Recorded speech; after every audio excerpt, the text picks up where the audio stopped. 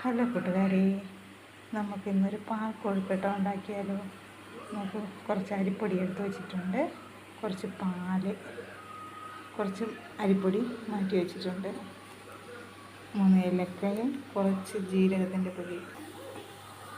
മാവ് കുഴയ്ക്കാനായി വെള്ളം ഒന്ന് തിളപ്പിക്കാം. ഉപ്പും കൂടെ ചേർത്ത് നമുക്ക് ചൂടുവെള്ളത്തിൽ ഇതൊന്ന് കുഴയ്ക്കാം.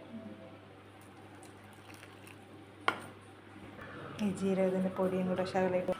മാവ് കുഴച്ച് ബോൾസ് ആക്കിയിട്ടുണ്ട്, പാല് തിളച്ചിട്ടുണ്ട്. നമുക്കിത് ഓരോന്ന് അതിലോട്ടിടാം.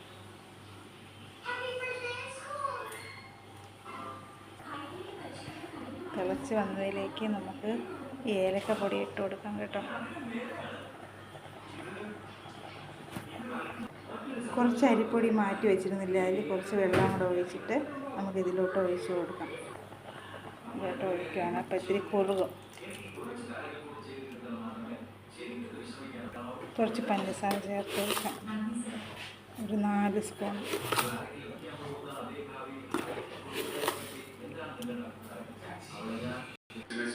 ഹലോ കൂട്ടുകാരെ, അങ്ങനെ ഞങ്ങളുടെ പാൽ കൊഴുക്കട്ട റെഡി ആയിട്ടുണ്ട്.